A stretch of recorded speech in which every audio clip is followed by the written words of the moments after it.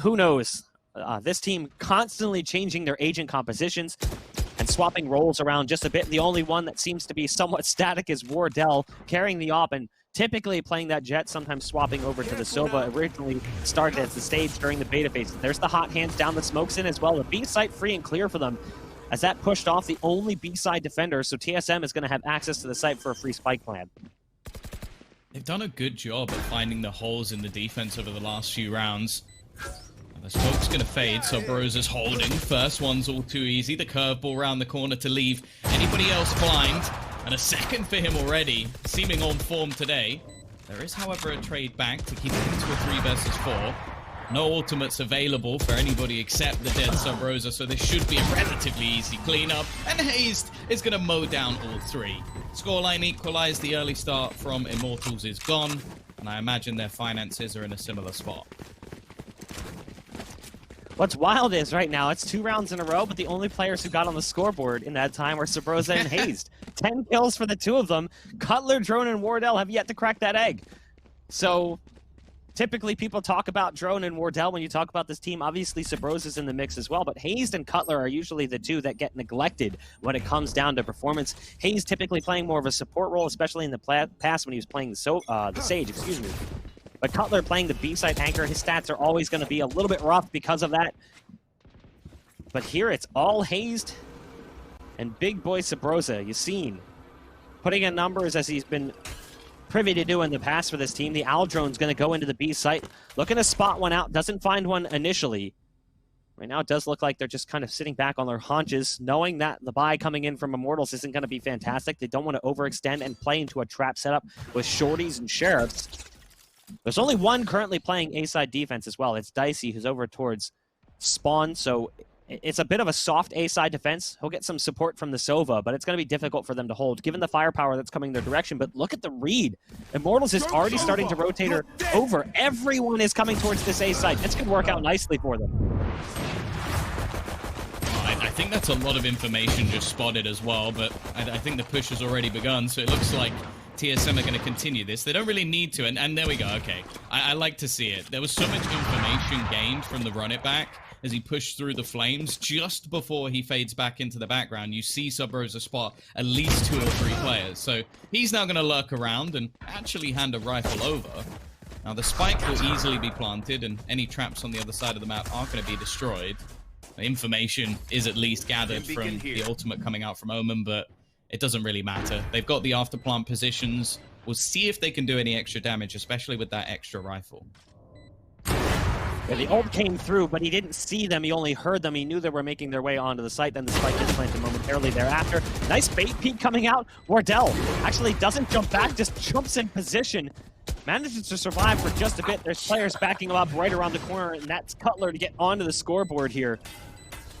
The last remaining target is going to be Genghsta, who's in spawn right now with the Phantom that was picked up off the body of Subroza. Subroza's play was to make sure they don't rotate out. So even though, yeah, he gives away that rifle, he gives it to them, he's just there to make sure, okay, have they rotated out yet? And maybe he takes 1 or 2 with them as they try to escape the site. It's exactly what ends up happening outside of him taking one with him. He spots them on the rotate, can call it out for the team. The ult gives the intel, but it didn't matter at that point. The site was already lost. The round was pretty much over before they even got into their own spawn.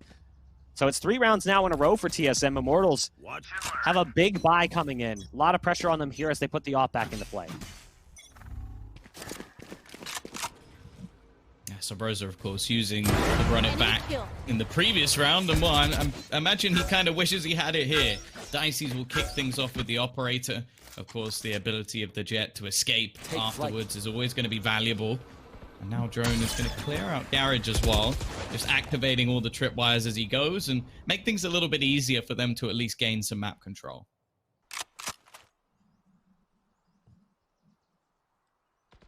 Heavy presence over towards C currently. You've got Phoenix, Jet, Cypher, and Omen all on that side of the map. The defense certainly lopsided right now.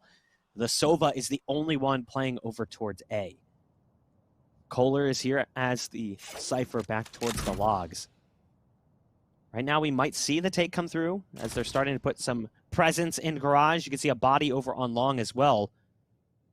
But right now, it's just Drone who's pushed all the way up, and he's starting to walk his way in towards the site. You've got the Jet positioned on the other side of the door, holding with an op, and they're holding in the site as well. This is going to be a difficult take for TSM, given the sheer presence coming in from Immortals on the site. There's the ult being popped from 2. It was Asuna to pop his. As the orbital strike came through, dicey's going to get 1.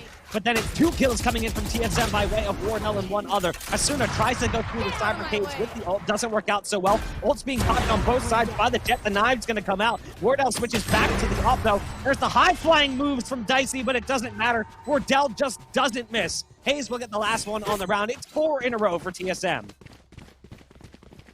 And that was a really sick take from them as well. As you mentioned, there was a really good read for a second time in a row now from Immortals, where they basically had all their players in the right place at the right time, and they still couldn't do anything versus the sheer force that is TSM.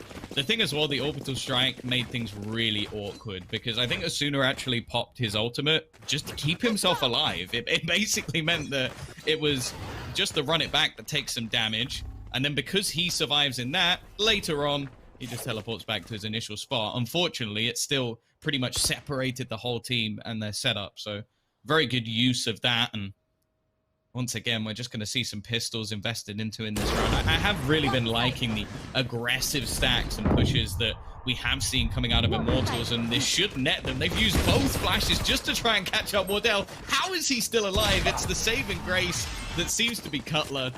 He kept him going in this round, and that will be a 5-2 and a clean one at that. TSM continue to pile on the rounds as Immortals has stalled out just a bit. Big Daddy Hazed currently at the top of the scoreboard. 10-2 performance coming in from the Brim. My man is feeling it right now, and the opposite side, they're struggling to find a method to contain him. Drone, who's typically in contention at the top of the scoreboard, still sitting on 0 kills, but it doesn't really matter. The rest of the team is currently lifting that load. We'll see if this is the round where he cracks that egg. Hazed again, picking off Dicey's over on the C site. Hazed is taking that long-range engagement. That's how confident he is currently. You've got Genghsta now starting to rotate over. There's Wardell picking one off with the operator as well. Drone quickly takes care of Genghsta. Great curveball coming through into Akon. Hot Hands goes down, and Jcstani is going to take a lot of damage from that one. Chip down to 79 HP, goes for the peak. Subroza's just too woke. It's down to 1 and 1 only. It'll be Koler as the Cypher over on the C site, stuck in garage currently, trying to save his weapon as it's a 1-on-5. 3 ults available as well for the attack. This was a buy round. They've just been slammed like it was absolutely nothing. Like I came into this one with things being promising, a good start from Immortals, and then so far all I've seen is just some very aggressive plays from TSM, taking individual fights and pretty much winning every single one. And well, the thing as well is it's Hazed seemingly playing a little bit more of an aggressive role than we normally see. He's 12-2. He's one of the veterans that have come out of CS, and I don't think it will be harsh to say that I didn't expect this going into the day. I didn't expect him to be the one just smashing Immortals into the ground, but that's exactly what he's doing. The first time I ever hosted a desk in CS, Hazed was my analyst. And I could tell by talking to this man, he just had a big brain when it came to first-person shooters. Unfortunately, it makes it an easy target as Asuna picks him off. So that brain may be a little bit too big, but it doesn't matter. In that meantime, they've managed to gain control of the B site. So while Hazed may have died, his sacrifice may be worth it as they've gained access to the site with almost no resistance. All 4 players on that B site. As I say that, one gets picked off by Jcstani with the Sheriff. The back and forth duel goes both directions. Both Sovas popping ults. You can see the pulses coming out from the Hunter's Fury. It's not going to do much. It does come down to 2 on the defense as Dicey is trying to get back in with the Sheriff. There's one over towards Akon. That's the Sova. Dicey now moving into position, taken down, but Genghsta's found one in the meantime. Shot comes out from Wardell. 7-2, TSM continue to pile on rounds. Yeah, sure, they lost their top fragger to kick things off, but it didn't make a difference. Yeah, that was again, a good round, I guess, in isolation if you're looking at Immortals, because they managed to do quite a lot of damage overall. But realistically, it's still another round, and at this point, it doesn't matter so much. I don't think TSM are going to be worried about losing a few personnel along the way. They're 7-2 up, and they're doing a lot of it by sheer brute force. And I imagine that's going to happen again, because just look how many ultimates they have at this point. They have the run it back, which just makes Subroza even more terrifying than he is normally. And, well, Wardell is already going to get that opening pick. Asuna is gone. And while Jcstani's trying to find a way back into this round with a little bit more aggression, but ultimately, the rest of the team are going back. Tripwire destroyed. There's the run it back ult being popped by the Phoenix. Through garage he goes. Oh, that's a big miss from Dicey. Has to be careful as the pulses are coming out from drone as well. There's the orbital strike being sent out onto the site. And it results in a 3-on-3. Wardell, nice shot straight to the belly of Jcstani. Follow-up not going to be where it needs to be. They have not yet gotten the spike down as it's chaos on the site. We do have Genghsta here in a 1-on-3 as TSM guarantees the spike plant and sets up for the post. 3-on-1, and well, the one is gone very quickly indeed. It is going to be Drone to finish off his trifecta. An 8-2 scoreline. TSM looking formidable on this attacking side. In fact, it's only been the pistol and second round, which I guess the second round you normally give as a freebie.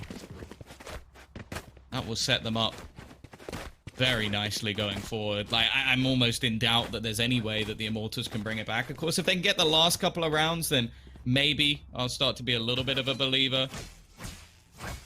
But I'll be honest, Boq, at this point, I'm one of the haters, I think. I might have to join in with that Reddit thread.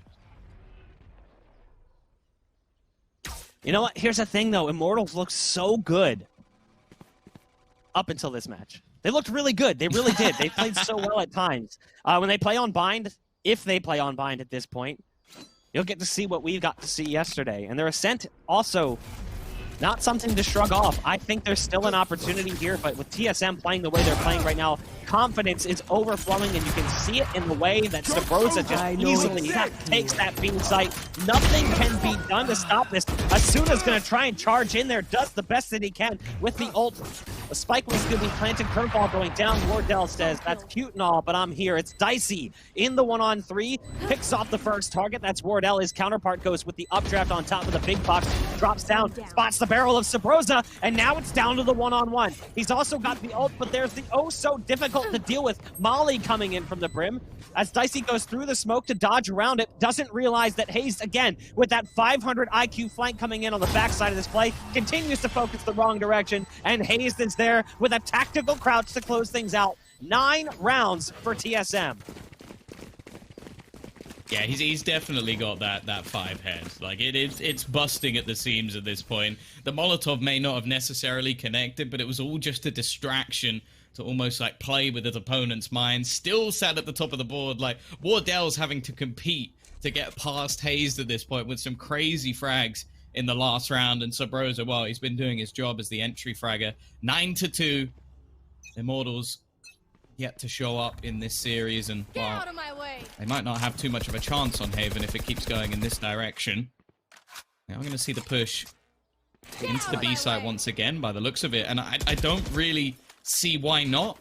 There's 3 ultimates on the other side, but realistically 2 of them only gain information. That's what you can expect from both Omen and the Cypher, and well, Omen's already dead, so there won't be a chance to use it.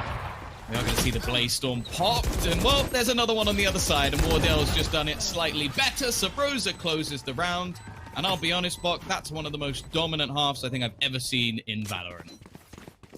I mean, we've seen dominant halves. We've seen dominant halves even in this event, depending on the map, obviously. We watched a dominant half on Bind earlier in this event.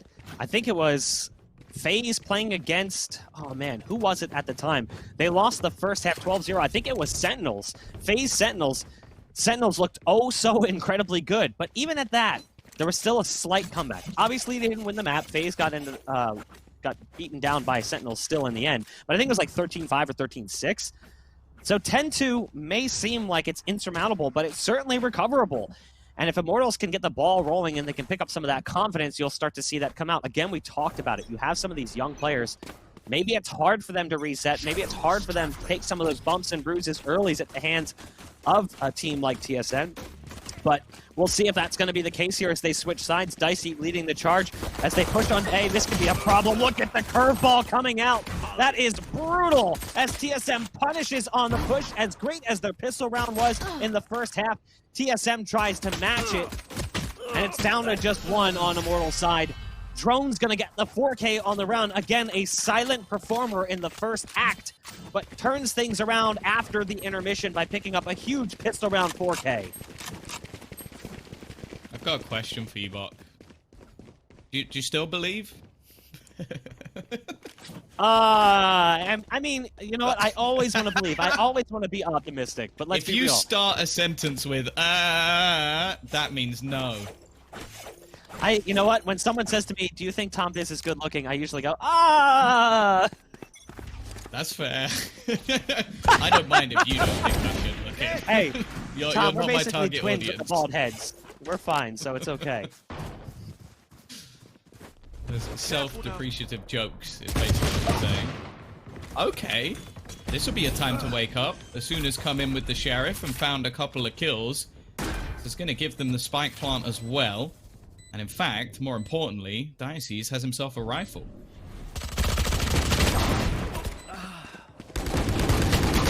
Nice shooting as well, coming in from the pistols, but Hazed again trying to stomp that one out. This is a promising look from Immortals. Wardell coming through with the judge.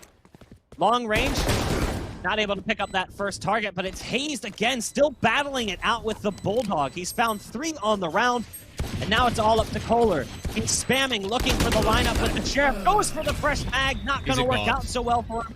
Hazed finding 4 on the round. 12 now on the board for TSM, just on the brink of closing things out.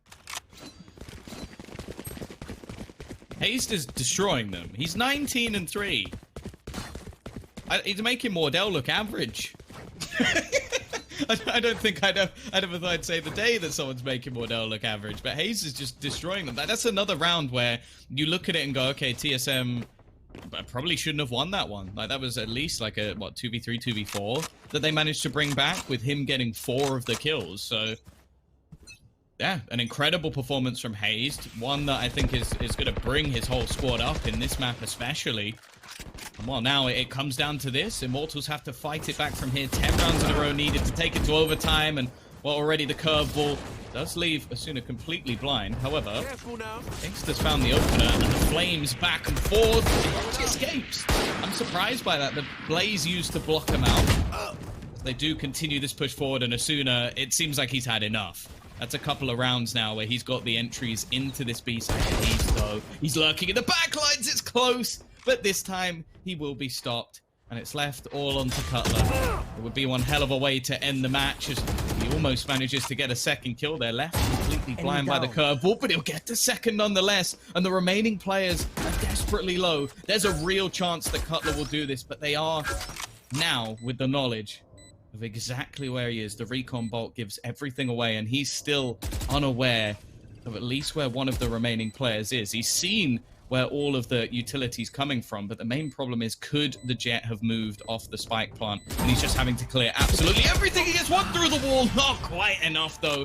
That was ridiculously close from Cutler, and a nice attempt in the 1 versus 4. Dicey barely survives that round with just a little bit of HP left. Very well played from Cutler, but, like, only so much can be done. You know what's crazy, though? Drone was, what, like 0-5 at one point? He's 12-8 now. So that's just like an absurd turnaround, because at one point he really wasn't having to do anything. The rest of his team was doing all the dirty work, and one of those players, like you said, Hazed, 19-4 performance from him, 15-6 from Wardell. So the save is going to come in here from the defense. Watch out for that pocket shorty. Get out of my way. As Wardell has picked it up as the jet is going to go ahead and pop the ult as well. Doesn't need a gun if he's got the blades out. Asuna running it back onto the C site. Hazed taken out inside the smoke. Asuna's going to continue the advance towards the B site. Doesn't necessarily get far enough out. There's the Hunter's Fury firing off towards the C site. but the spike will still be planted in just a moment. It's going to be a 4-on-4, but you still got Wardell ready with the knives out to slice and dice Immortals into millions of tiny little pieces. Smoke goes down on long, and now it's up to him and Subroza coming through from Garage to try to make the difference. Subroza taken out quickly. There's Wardell, though, with the knives. Not able to do much. Asuna's found 4 on the round. You know he wants the ace, and it's down to him in the 1v1 against Drone. He's got to be careful. The aim shaken. But he's backing off as he understands the spike is planted for him. Drone right around the corner, and there it is, the ace coming in for Asuna. A big round from Immortals. That's what we wanted to see. And over the last few rounds, he has had a mad turnaround. I look at the scoreboard now. He's now joint second overall. And more importantly, these aren't passive frags either. Like, you can definitely see players at times where you go, okay, maybe they've got like 15, 20 kills, but I don't really feel like they've been massively impactful, like low HP players. This is him running first into sites, taking duels and winning them, and then still being alive at the end to ace it. An incredible round from him. Maybe it can bring some life into the squad. Of course, the main issue I have is maybe this can at least gain them some confidence going into the next map. To bring this back would be one hell of a task, but that is a way to get the blood pumping. Again, we talked about it. Confidence is going to be huge for these younger players. Get them kind of playing at a level they're used to. And while I love watching Asuna as the Phoenix, his range play is really what I look forward to. Hopefully we'll get to see it as this best of 3 progresses. There's the quick shot coming out from Dicey, taking out Drone. A peek coming in from Koler for some pretty success. Nice curveball, but there's too many bodies around the corner, and the A side defense has been leveled. Should be another round coming in from Immortals, barring a miracle from Wardell. He's performed them in the past, but unfortunately, well, the gun he's currently holding doesn't have enough bullets to kill everybody in one clip. He's going to go pushing. Almost gets 2. I was rooting for him for the second, but it will be Jcstani to give them at least a 5th on the board. But this is where things will get a little bit more interesting. The operator comes out straight away for Wardell, and he's still looking to try and catch up to Hazed, sat at the top of the scoreboard. And this will pretty much be everything they need going into this round. So if it continues to be the same sort of train that we've just witnessed from Immortals, then maybe my belief can be swayed at least a little. But this will be their first real test. Faze and Stellar, either Genghsta's on light armor. Subroza, pop and run it back, charging through, short. Here comes the ult as well from Asuna over on the C side. Feels like it wasn't that long ago that he did this before. There's one inside the dark cover. That'll be Hazed as the ult gets popped as well. Hazed finds 2. First, it's the ult to take down Asuna, where he popped his run it back, and a follow-up with the rifle. Wardell getting 1 with the 8 off as well over on C. And it all falls down onto 2 as Koler, trying to do what he can, picks off Subroza. But there's a target holding down the flank. It's Koler. Koler has to be careful not to overextend, but in that time, it doesn't matter. Wardell with the peek onto Dicey, puts everything onto Koler's back. A 1-on-4. Fighting for map number 1. Koler gets a nice shot onto Koler, but it's likely to end here as Wardell hits one through the wall. Take a seat, Immortals. TSM takes map number 1, 13-5. Yeah, that last round was so sick from Hazed for multiple reasons. Like, in that moment, he kills the run it back, and then the run it back goes back into his ultimate, and he gets the kill onto the player he also shot. Like, a little bit of luck, obviously, within that, but a really cool round nonetheless. And that's one of the best performances I think I've seen from him as an individual, even in clutch situations, but also from the team. Like, they didn't even look like they had like this massive strat book they were going through where they were just going, okay, this round we'll do this. It was just like, guys, we're better. We're going to push into the B side. We're going to headshot some guys, and we're going to get the bomb down. And it was an awesome round. Like, it was an awesome map to watch for them. If you're on the other side of Immortals, you're going, well, at least they had those few rounds. I think that's the biggest thing that I've taken away is that, okay, sure, if you go on basically from 2-0 up to lose 13-2, then I'm sat there going, that's terrifying. At least there was a few moments where you saw Asuna step up and have a few kills. Jcstani as well, like, did exactly the same, where you saw him basically get a multi-frag towards the end. That will give them a bit of confidence to just go, okay, that was a bad map, but now we're hitting our shots again. Here's the thing, too. Even though that was a bit of a blowout on the scoreboard, it was still I don't want to say it was a close game, but it was still entertaining because there were so many rounds that were very close. Yeah. Coming down to a 2-on-2 or a 2-on-3, a 1-on-1 even at times. There were exciting rounds where Heroic saved both teams. Sometimes it was Asuna doing it for the likes of Immortals. Other times, and honestly more often than not, it was Hazed doing it for TSM, which again is a bit surprising, typically playing the support role. Not necessarily a player you expect to see in that sort of position, but there's still another map. This series is not over just yet. We will be jumping into that in just a bit. We're going to go ahead and throw things to a break. When we come back, we'll see if Immortals can force map 3 or if TSM is moving on with a 2-0 victory. Stay tuned.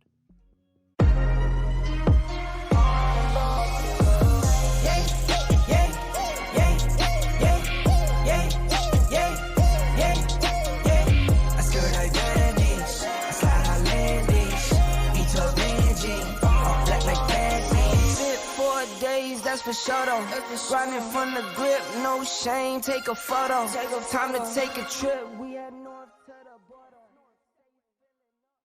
It's crazy how fast your life can change. 1 second, you got everything, your family, your friends, and then the next minute, fucking zombies. Historically, zombies tend to eat people. So I'm a vegetarian now, which is a bit weird. So I came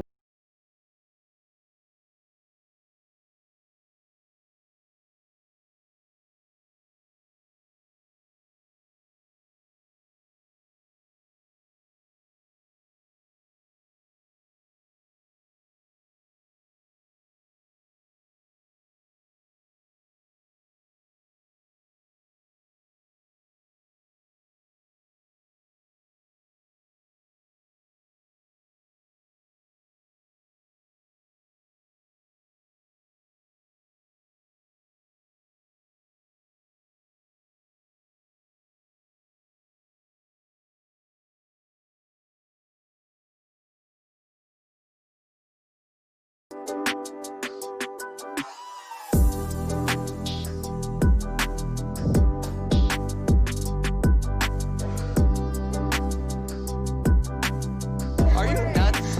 27. Ag is actually nuts, bro.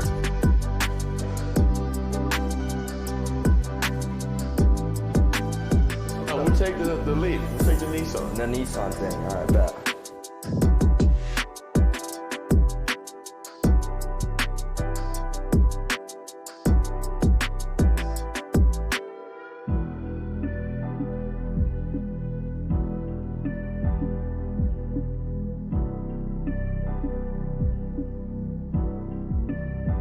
Lazy, come on, bro. Look, don't let me control you. Don't let me control you.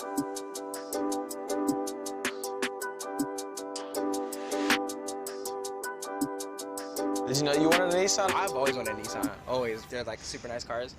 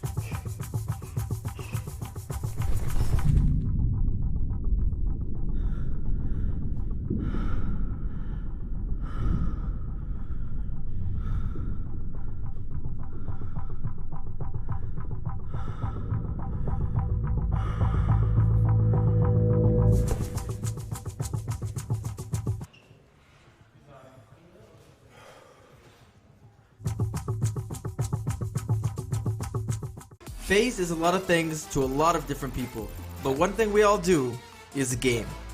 We came from humble beginnings, just a group of kids hitting trick shots. We had to grind to get on top, and now that we're in New York, LA, and worldwide, we need the right partners to take us even further.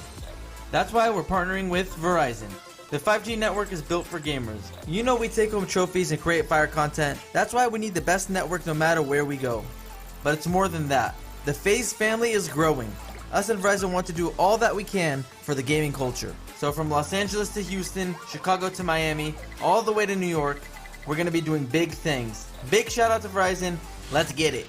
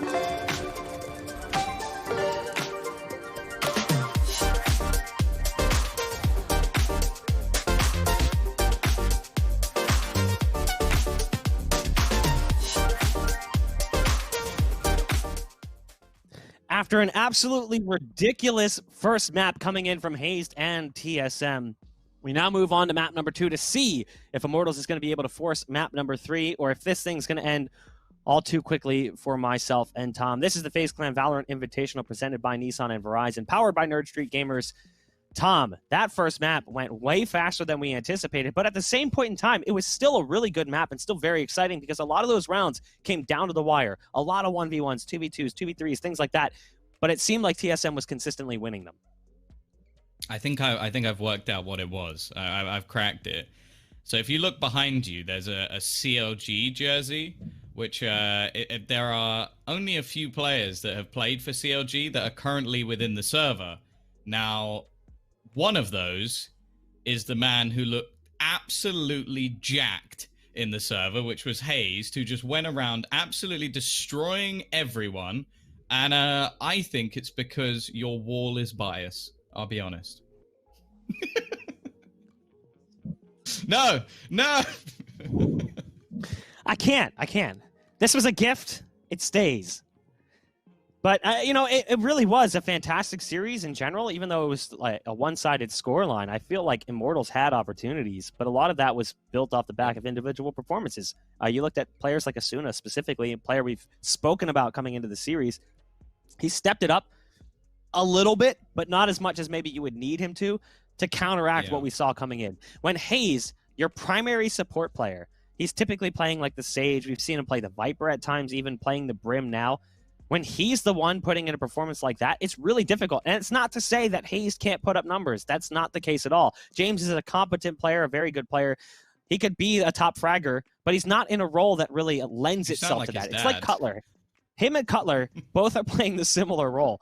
They both play a role that is a little less glamorous. You're playing like a support player or you're playing like an anchor. You're not necessarily going to be the guy who gets top frag every game when you're matched up with someone like Wardell, who's an aggressive op player, or you're playing with Drone or Subroza, depending on which one's playing the entry role. Those guys have more glamorous roles when it comes to stats and KD. The things that Hazed and Cutler bring to the server cannot be measured on a scoreboard. And it's one of those things that the audience at home doesn't often understand, and we've already kind of driven that home just a bit. But the fact that Hazed is able to put in that performance as a support role character in the Brim puts him in a very short list of people who do something similar to that. I'm thinking of Superman, and I'm thinking of another player named Sharky, who, if you watch the early stages of NA competitive play, there was a team called High Ground that eventually got signed by 100 Thieves, but back in the early days, they played with a player named Sharky who played the Brim, and Sharky on Bind, holding a U-Haul with a stim pack was scary good. And if you ask any of the teams who played them at the time, he was nuts, and that team was solid. So even though people have their opinions about 100 Thieves, obviously they are struggling. They are not putting up a big performance. Yeah. It's not exactly the same team that we saw in the early days as High Ground, and part of that might be why. But again, the point is, there's not really many people who put up numbers like that as a Brim. I think Meadow so it's kind of crazy one. to even see that happen. Meadow as a Cypher, I think, is super tough to play against, like from Fabrican. Like, he is now, obviously, that team is disbanded, and I'm looking forward to seeing the new one. I believe they recently just qualified for a tournament as well. So, I'll be honest, their new team that combines with Angel and Xiao, honestly gets me excited in places that I can't talk about on stream. But I think that team is going to be ridiculous. And I think they have all the pieces to make a solid roster, like a mix of aggression and the players, as you talk about, like someone like Meadow, who I just think is someone who's going to push forward the likes of someone like Cypher and maybe show that, okay, he has the individual skill, but he doesn't even need to use it most of the time because you've already screwed yourself over running into all of his traps. Someone in chat says, why are two Cutlers casting currently? Isn't he playing? I mean, the truth is, have you ever seen Tom, fans. myself, Cutler, and Crims all in the same room? Trick question. We're all the same person. Mind blown. Bald, You're white not even men looking with at two people. Scrappy facial hair. Yeah, this is actually I'm talking to a pre-recorded message of myself. And I even got a different room and camera set up, so you guys got fooled. And a British accent. Yeah, well, I'm really good at that. I can fake it. I'm not going to do it right now because that would give away my secret. Obviously, I can't do that. Do it. No, it's okay. Do it. You do an American accent first. No. See, the thing is, there's a lot of American people watching, and I feel like my American accent is like the white girl, like, American accent, which I then can never take back once it's done. So I'll save that for when I've had a bit more alcohol in my system. Another time, another place. Taking a look at the next map, we're going to be moving over to Ascent. I'm kind of curious to see if they're able to shake off what just happened to them. That was a brutal first map loss. Again, like we said, it was closer in rounds, but not necessarily closer on the total score. So the question is whether or not Immortals can reset. Can they push that switch and just be like, okay, yeah, we lost that first map. It was not pretty from us, but there's still another map and potentially one to follow that. There's still opportunity here. Let's kick things off on Ascent. Do you think that's possible with a team like Immortals, or are you unimpressed and feeling like their performance overall is lackluster? I think they definitely can turn it around, especially because this map a lot of the time sings to almost like more passive teams. Like, in fact, when you watch European teams play the defense on this map, it is pretty much just completely abandoning mid and giving up that space to the attacking side. So I think there's opportunities for Immortals. The worry is, again, like I spoke about the possibility of Immortals disrupting the rhythm of TSM. I think that it's very much possible that TSM are now just going to disrupt everything that they're doing just by being so aggressive and using that individual skill. And the terrifying thing is, like, we highlighted a lot of the players, but one that we didn't mention too much was actually Subroza's entry fragging. Sure, he wasn't top of the board, but a lot of rounds he was either using the run it back to gain a lot of information and get a kill, or he was basically just running into the site and headshoting someone and setting up someone like Wardell and afterplants, which once you get to that stage, a lot of the time the round is done. Like, it's very difficult to kill that man. So I'm a little bit worried going forward for Immortals, but at the same time, they just played a map that we have seen TSM be fantastic on for a very long time. Sure, they had a blip earlier in the tournament, but that's all it was, a blip. And since then, they've managed to fight back and beat multiple teams quite easily on it. And in fact, we saw it in a couple of series. They destroyed Renegades on it. They also destroyed C9 on it and then went on to lose the series. So C9 have proven that it's definitely possible to win the next two maps after losing such a strong map for TSM. It's more so in my eyes if Immortals have the stones, and that's something that I feel like you can only really develop over time, although that's now quite a weird analogy. It's something that is like, if you can have the confidence to take a loss like that and then come back and go, okay, that was their map choice, it doesn't matter, we win the next two. I mean, here's something important to point out, too. That was a 13-5 score. Immortals won the pistol in the first half. So they won the pistol and the eco. Then TSM won 10 straight rounds, then won the next pistol and the anti-eco there. 12 straight rounds from TSM. At that point, I mean, what are you supposed to do? Immortals was very much out of the game at that point. I don't know. I have high hopes because this team has done well on Ascent looking at Immortals more specifically. They've been able to pick up big wins in the past on this map. Not that long ago, they played against Sentinels in the 30 Bomb Cup, and they won 13-11 against Sentinels. So that's huge. Sentinels is right now a very strong team, so the fact that they're able to pick up a win like that in a series against a team as strong as them bodes well, but at the same point in time, that series in general was very close. They lost the first map 13-11. They won the second map 13-11. They lost the final map 13-10.